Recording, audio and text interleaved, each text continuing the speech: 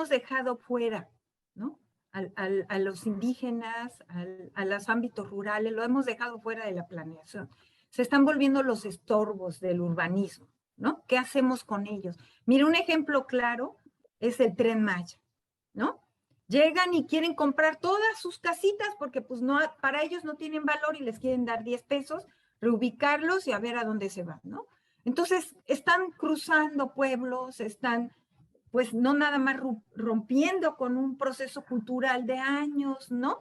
Sino que cómo los están integrando en esos proyectos, ¿no? Y yo veo que las nuevas planeaciones, por ejemplo, el Tren Maya, y otras grandes y mega construcciones, ¿no? Que involucran a más de un estado, pues de alguna forma, ¿no? No está integrando a las comunidades ni barrios por donde pasan, ¿no? Y eso a mí me parece muy grave, ¿no? Muy grave. Yo creo que también hay un tema, es que por un lado hay que atender el tema metropolitano, que es el que concentra mayor cantidad de población en cualquier parte de América Latina y del mundo. Y por el otro lado, no dejar de perder de vista a todas esas localidades. Por ejemplo, en Zacatecas son 58 municipios, una sola zona metropolitana, de los cuales el 50% está en el medio rural y el 50% en el medio urbano. Entonces, esa política pública que debe de estar plasmada muy bien en la Ley General de Asentamientos Humanos tiene que permear a esos dos sectores. Dejar de ver el tema metropolitano es preocupante. Ya lo veíamos desde la desaparición del Fondo Metropolitano, que vaya que era un fondo que tenía un uso exclusivo para temas urbanos de las zonas metropolitanas, y al desaparecer dejamos muchos proyectos en medio sin el apoyo de ninguna otra fuente de recursos para poderlo realizar.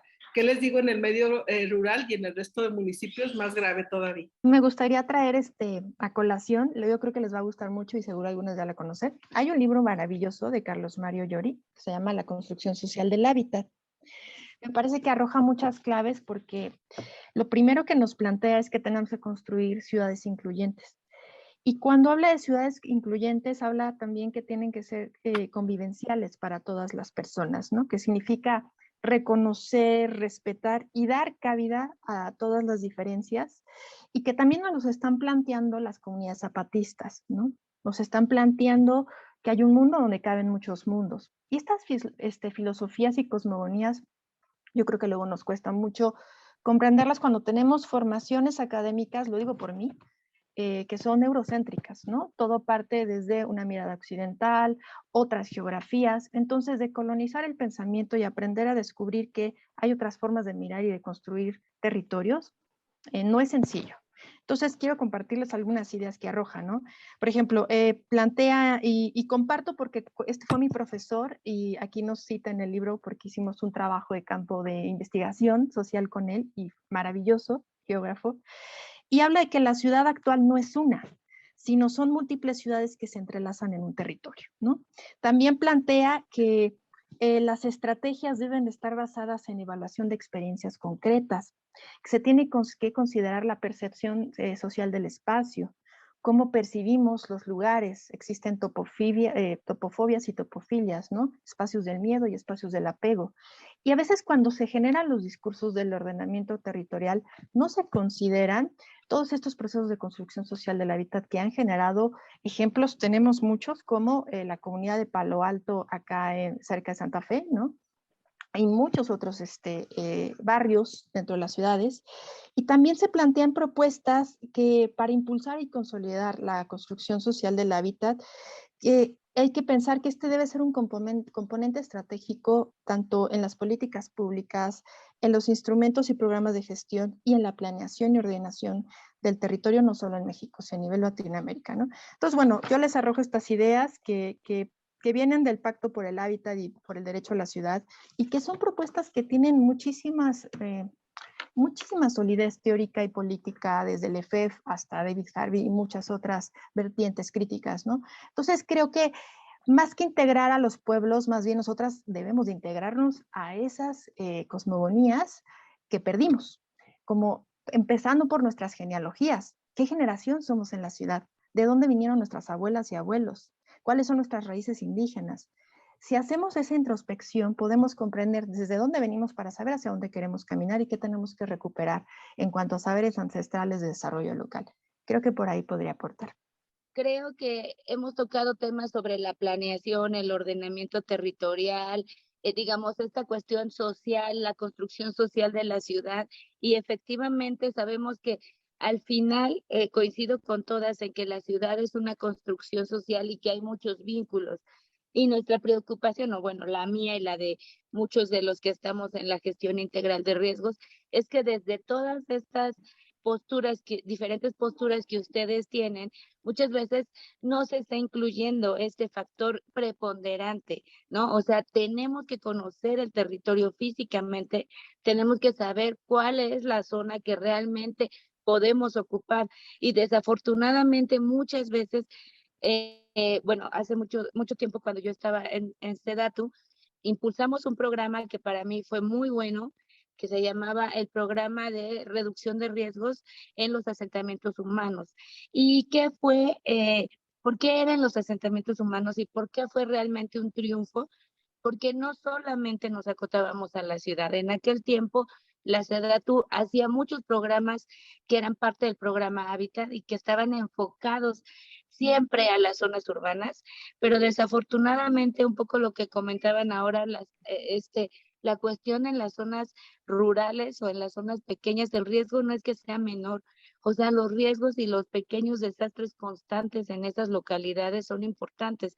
Lo que pasa es que ni siquiera hay como un registro que nos permita saber, y que además son constantes todo el tiempo hay pequeños deslizamientos que se llevan en esas comunidades rurales, 3, 4 casitas, que nadie hace realmente este inventario constante de los riesgos o de los desastres en esas localidades.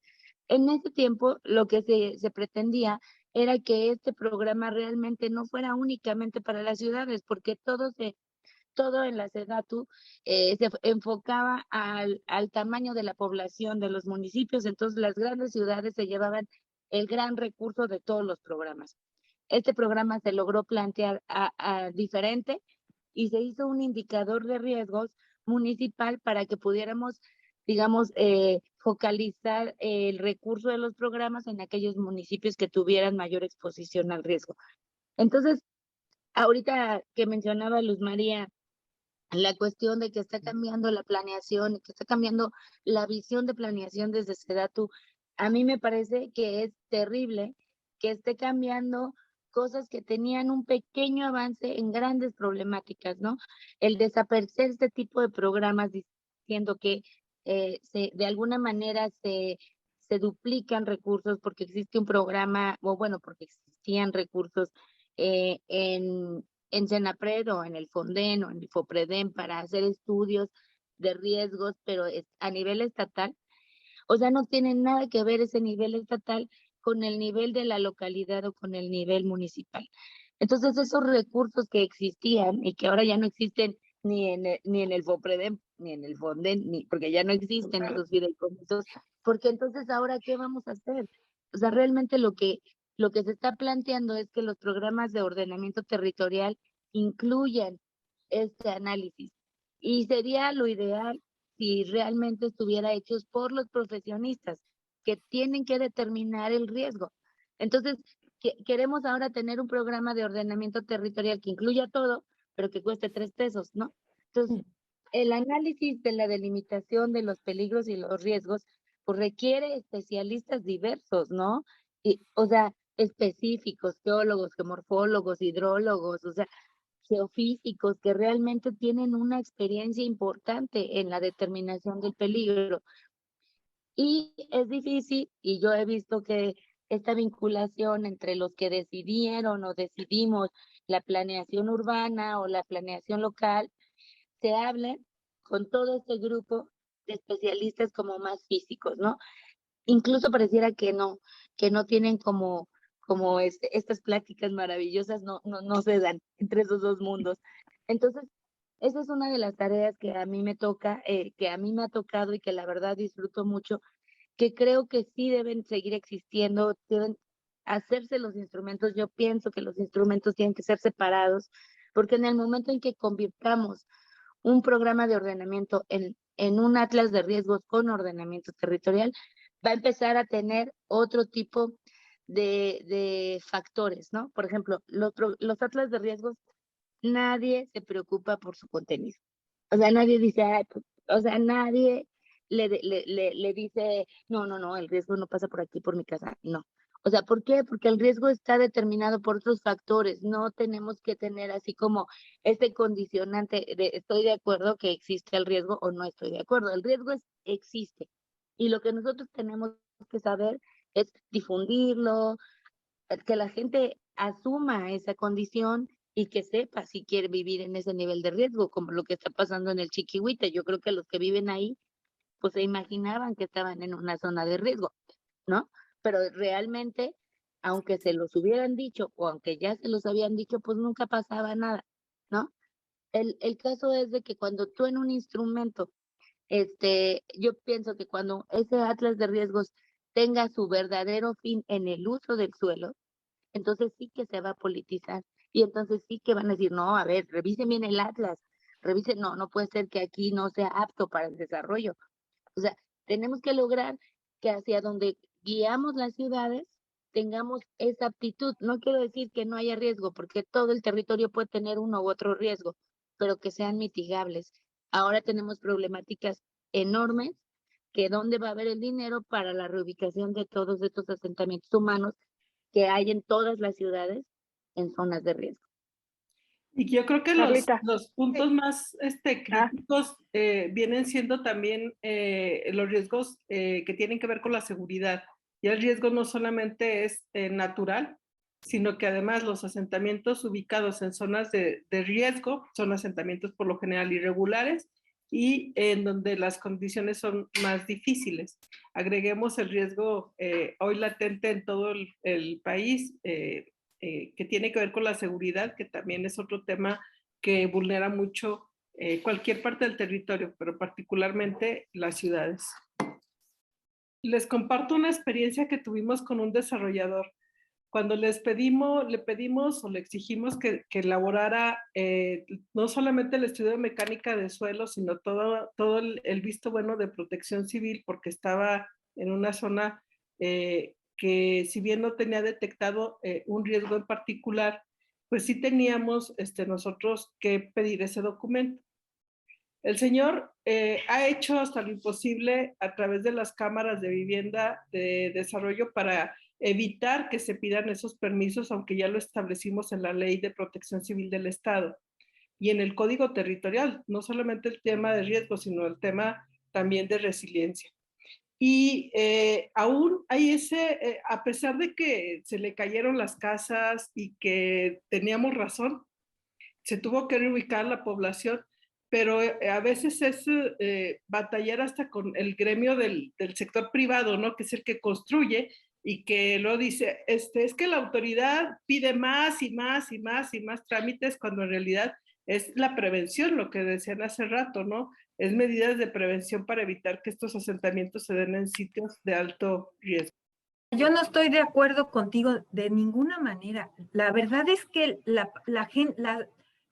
yo creo que los habitantes, la población, sí quieren participar. Nunca les hemos dado chance, esa es la diferencia. Y además hablan y no les hacemos caso, entonces ya para qué, ¿no? Fíjate que en Mérida tenemos años, de veras años, décadas, para decirlo realmente, en donde toda la construcción de las políticas públicas son con los comités vecinales. Bueno, mira, no sabes en el problema que nos hemos metido ahorita, porque ya tenemos como 350 comités vecinales. Cada colonia quiere tener el suyo y cada vez crecen más grandes y entonces ya tenemos una secretaría de comunicación social para que controle toda esa cantidad de información y de participación ciudadana, porque ya perdimos, digamos, que el control de participación, vaya, sobre todo para enriquecer nuestras políticas públicas. Yo trabajo en el municipio, entonces, en el ayuntamiento, entonces, de alguna manera yo he participado en todas estas Qué políticas. padre que ustedes tengan eso, Luz. Nosotros desafortunadamente... Hay que empezar. Desafortunadamente no, aquí los comités tristemente se utilizan para cuestiones políticas y se acuerdan de ellos cuando hay elecciones. y me ha tocado que los quieres invitar a la sociedad civil, que abres la convocatoria para discutir una ley, para discutir algo, y no se acercan. O sea, desgraciadamente aquí el nivel de participación de la ciudadanía Están es, acostumbrados. es muy bajo. Yo creo que también depende mucho de cada sociedad, ¿no? La Ciudad de México, en la Ciudad de México, no sé si ustedes han visto, pero ya los ciudadanos se oponen a la construcción de ciertos edificios en unas zonas como Ya más también. complicadas, como Benito Juárez, o ciertas alcaldías que ya son muy densas. Entonces, la gente ya sí, sí, pero es gente de cierto nivel ya también educativo, ¿no? Que sí participa exigiendo muchas cosas, pero a la vez también seguimos, o sea, siempre que nos acomode vamos a estar de acuerdo, pero cuando algo no nos gusta, entonces ya no estamos de acuerdo. Y entonces ya no vemos el bien común, ¿no? Entonces siempre que queramos, o sea, sí estamos de acuerdo, sí queremos esto o lo otro, pero en el momento en que le decimos, no, bueno, pero aquí la participación es así, y entonces ustedes van a poner esto o aquello, ahí ya no nos empieza a gustar, o sea, o cuando ya les dices, a ver, no, esto no va por aquí, porque hay una finalidad de un bien común y entonces ese pueblo bueno, ¿no? Del que ahora se está hablando mucho, pues ya no está tan de acuerdo en muchas cosas. El fin común ya se nos olvida. Entonces empezamos a entrar en muchas discusiones complicadas, ¿no? Creo que sí es un esfuerzo importante. Aquí en la Ciudad de México queremos hacer comités comunitarios de protección civil donde realmente este, los vecinos sepan qué hacer, cómo hacer, quién es su presidente de comités y que conozcan a sus propios vecinos. Yo no sé, yo he vivido toda la vida en esa casa, entonces conozco perfectamente a todos mis vecinos, pero hay colonias que no, hay colonias donde pues ya viven en otras circunstancias y las personas ni siquiera se conocen. Entonces, ya esa escala que es así como de pequeñita, como que ya tejer el bordado es más compleja, ¿no? Pero la realidad es que las políticas que tenemos que ir implementando no pueden ser separadas de esa realidad. Y la otra es que en serio o sea, hay mucha me deshago de lo que me estorba y no me importa, ¿no? O sea, encontramos en el drenaje de la Ciudad de México un carro, un sillón, o sea, Carros, ¿cómo que en el además, drenaje, Sí, o sea, el claro, drenaje de la Ciudad de México, no sé si ustedes lo ubican, pero es una cosa enorme, enorme. O sea, es que enorme. es una obra majestuosa, en serio. Bueno, pues allá adentro hay carros, hay sillones, o sea, no se pueden imaginar, o sea, qué poca conciencia, ¿no? Y ahorita al mes, acá, nosotros vamos a hacer una exposición en cuestiones de reducción de riesgos y atención, este, tomamos fotos del drenaje, se llena el Estadio Azteca de basura, es decir, como si tú llenaras con toda la basura que tiran al drenaje, dos veces el Estadio Azteca, perdón, una vez el Estadio Azteca al mes, con basura en el drenaje. Entonces, ¿qué vamos a hacer? O sea, de verdad, ese pueblo bueno del que todos queremos ver, tiene que ser un pueblo consciente, ¿no? O sea, claro, tiene que ser un pueblo claro. que realmente se comprometa, no solamente quiera recibir, o sea, quiera comprometerse y trabajar, porque todos queremos una mejor comunidad. O sea, a mí no me queda claro que alguien diga, no, pero es que es como si viviéramos en un mundo Montessori, donde dijéramos, no, pues nadie les va a regañar, nadie les va a gritar, pero las reglas son claras. Y hasta en Montessori, porque yo llevo a mi hijo a una escuela activa, hasta en la escuela activa hay reglas súper claras y los niños se atienen a las reglas claras establecidas y saben Claro. un límite. Entonces no podemos hablar de que no hay reglas y de que no haya el cumplimiento de las diferentes normatividades que queremos, porque entonces ¿a qué sociedad vamos a llegar? Ciudadanos completamente diferentes, Zacatecas, Sinaloa, en serio, no se puede comparar. Y sí, yo entiendo completamente a Luz María, y completamente a Carla, Alexandra. Son mundos muy diferentes, sin embargo, todos convivimos en el territorio nacional, ¿no? Pero Además, lo todo quería se yo, construye. lo Se quería puede yo nada más construir. enfatizar porque sí somos completamente diferentes y yo creo que sí, hace falta un poco lo que acaba de decir Luz Helena, las reglas. Debe de haber reglas muy claras y tiene que haber mucha educación. Ante nuestra diversidad, yo creo que podríamos decir que hay manera de ronda de conclusión. Es que hay temas básicos que tenemos que reconsiderar y replantearnos, como es el tema de la educación, y va desde lo personal hasta como comunidad. La otra parte, el tema de la participación ciudadana, no solamente al formar parte de un ente gubernamental y que te obliga a tener esa participación ciudadana, sino desde nosotras como ciudadanas, ser partícipes en aquellos foros o en aquellas instancias donde podamos opinar. Y bueno, el cumplimiento de la ley creo que también es importante. Cuando hay una corrupción, por ejemplo, es porque hay dos partes, el que ofrece y el que acepta. Entonces, creo que tiene mucho que ver también ese marco de ley, del respeto a la misma. Y creo que dejamos hoy, en este aniversario, pues muchos temas todavía en el tintero que hay que platicar. Nos enfocamos mucho en el tema de riesgos. Sin embargo, hay otros temas que a mí me preocupan mucho en lo particular en Zacatecas, como es el tema de la seguridad y el tema de la pandemia, y cómo tenemos que replantear este territorio a partir de estas dos variantes. Es recurrente que día a día y cada vez más cercano vemos temas de inseguridad muy fuertes y que el espacio y el territorio tiene que ver mucho con eso. Cuando se fragmenta, cuando se divide, cuando se segmenta a la población, la consecuencia tiene que ver con esto y tiene que ver mucho con lo que decíamos, ¿dónde está el fondo para que los hechos y acontecimientos actuales sucedan? ¿Qué pasó para que estemos en una situación de inseguridad tan fuerte? ¿Cuál es el referente anterior? ¿Qué ha obligado, qué ha orillado más bien a tener esta segmentación de la población y fragmentación territorial en cualquier espacio? ¿Y cuál es el trasfondo de todo ello?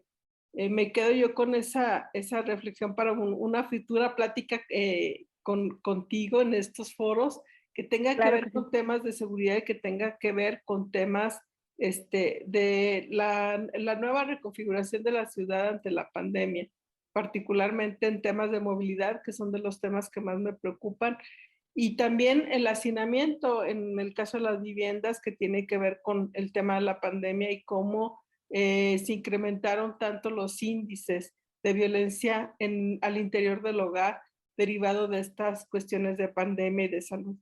Entonces son muchos temas que todavía tenemos que comentar. El de riesgos, por supuesto, que es básico y es importante porque es incluyente. Es de cualquiera estamos expuestos a estar habitando un sitio inadecuado y no es necesariamente exclusiva de un sector social. Pero bueno, ese sería mi comentario como a manera de precierre, y agradecerte, por supuesto, la invitación, y claro que estaremos participando cuando nos invites.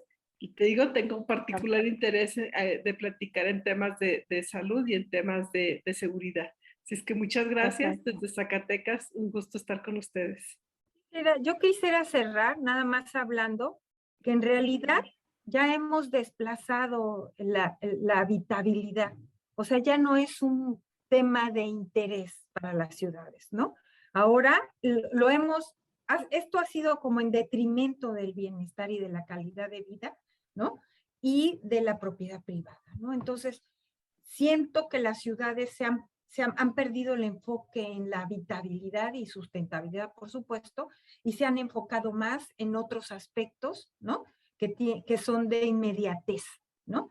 De inmediatez, de solución de problemas, de económico y multifactoriales, ¿no? Entonces, yo creo que las ciudades deben de volver a enfocarse en la habitabilidad con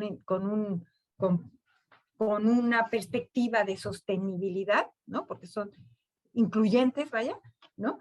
Pero las ciudades tienen, nuevamente repito, las ciudades tienen que reconvertirse, ¿no? Tienen que reconvertirse en ideologías políticas, sociales, culturales y ambientales, ¿no? Para poder subsistir, si no, va a ser una bola de nieve que yo veo que va a ir creciendo y no va a tener solución, ¿no? Entonces, bueno, ese es mi comentario también. Muchas gracias. Cambio y fuera. No, muchísimas gracias. Y pues, ¿Quieres primero, empezar a hacer algún cierre? sí, agradecer la invitación, agradecer la compañía ahorita en la conversación, en este debate, y pues muy interesante, ¿no? Es multidisciplinario y es multitemático, es muy amplio el tema sobre el territorio y sobre todo el habitar.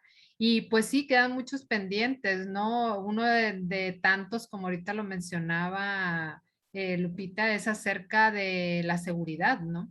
Y el tema con el que yo inicié, que es el que a mí me gustaría todavía mencionar, es que efectivamente hay muchos países en México y pues quedan temas pendientes, ¿no? Como por ejemplo usos y costumbres, ¿no? Que son gobiernos independientes, se debe decir. Y la otra son territorios seguros, ¿no? O inseguros, ¿no? Que pudiéramos decir como los reconocidos, la frontera, ¿no? La migración, el tema, por ejemplo, que nosotros históricamente nos invaden, ¿no? Que es el tema de seguridad, pero en el tema de violencia y narcotráfico, ¿no?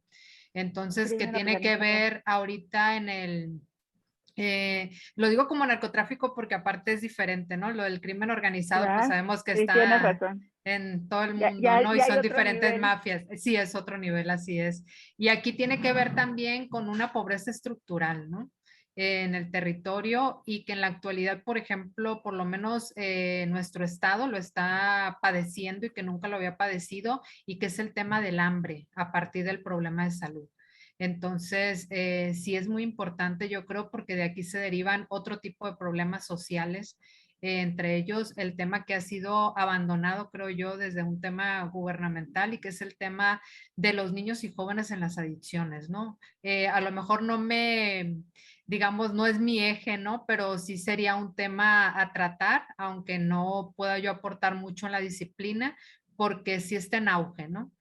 Ahorita lo que se ha tratado mucho es el tema de las mujeres, la violencia intrafamiliar, pero ¿qué está pasando con los niños, con los jóvenes, ¿no? Que son las nuevas generaciones de las que estamos hablando, de las que van a forjar ese hábitat sustentable o sostenible, ¿no? Entonces yo ahí lo dejaría, ¿no? Es muy amplio. Muchas gracias por la invitación, Sofía. Ah, sí, claro. Pues muchas gracias. Ha sido muy interesante escucharlas a todas. Yo creo que hay mucho que hacer. A lo mejor soy optimista porque soy y estoy y formo parte de muchas redes que llevamos muchos años haciendo muchas cosas sin ningún financiamiento del Estado, sin trabajar con organismos internacionales, sin tener la figura de asociación civil, y se puede. Por lo menos yo llevo 10 años trabajando en muchos proyectos que me han facilitado tener una experiencia y armarme de un currículum que ahora me da la remuneración para asesorar, dar talleres, crear cursos. Y es bonito que hay otras alternativas. Entonces, bueno, yo les comparto lo que yo creo que se puede hacer. Primero, pues sí, se tienen que hacer políticas públicas en todas las ciudades de México, entornos rurales y entornos urbanos, de captación de agua de lluvia, que toda casa, que toda vivienda, que toda unidad habitacional tenga su sistema de captación. Hay muchísimos proyectos que lo están haciendo, solo menciono uno, Isla Urbana, trae toda una infraestructura, son jóvenes, son más jóvenes que yo, y están creando estrategias muy buenas. Hay otra idea, soberanía alimentaria.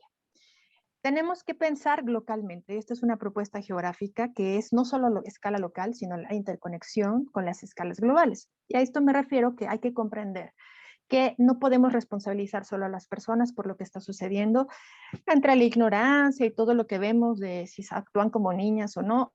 Hay que tener cuidado con eso, porque podemos ser adultistas en la manera en cómo vemos a las sociedades, o jerárquicas, o incluso colonialistas.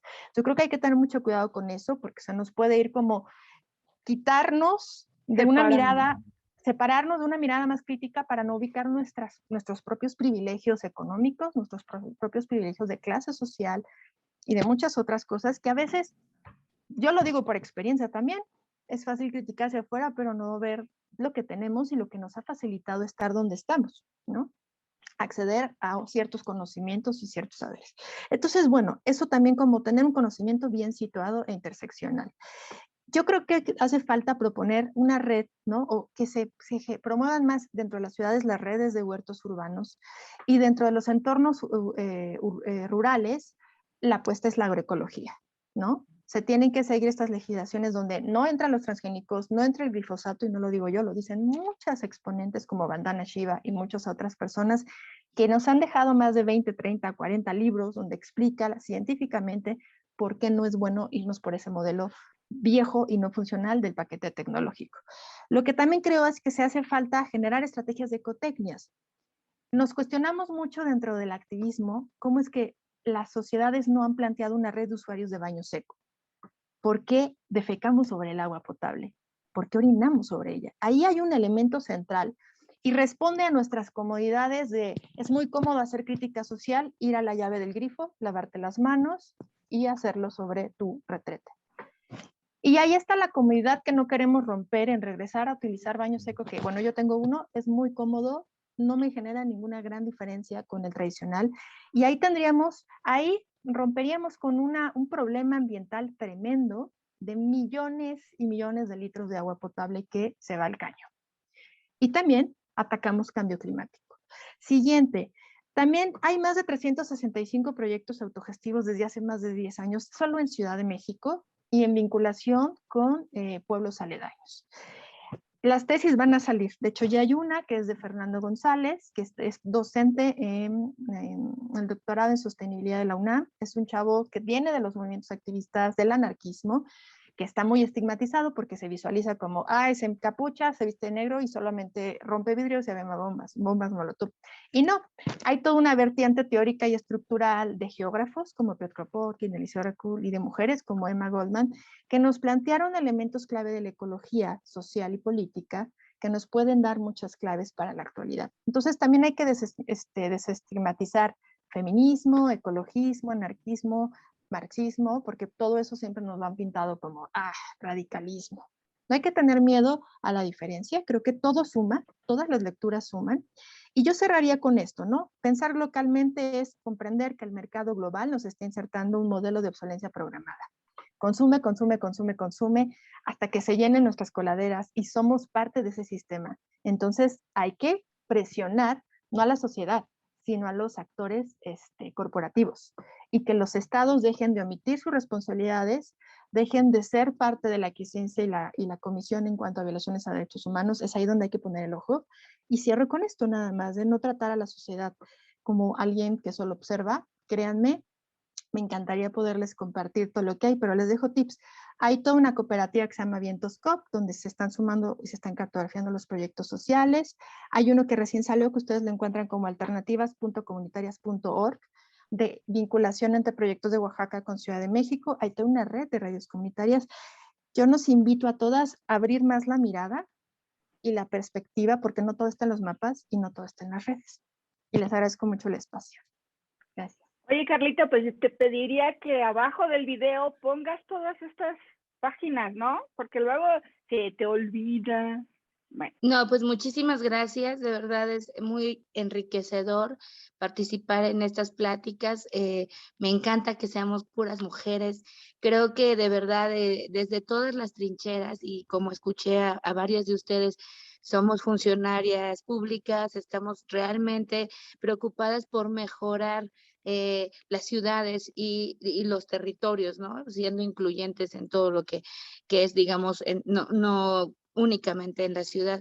Me gusta que podamos realmente ya incidir en estas decisiones porque tenemos una visión también muy amplia que puede seguirse fortaleciendo, ¿no? Y el compromiso existe, creo que tenemos mucho que hacer y creo que la verdad yo sí creo que se ha avanzado y que poco a poquito, o sea, desde las diferentes trincheras de todos los que tenemos esta buena intención de lograr mejores territorios, se va avanzando, ¿no?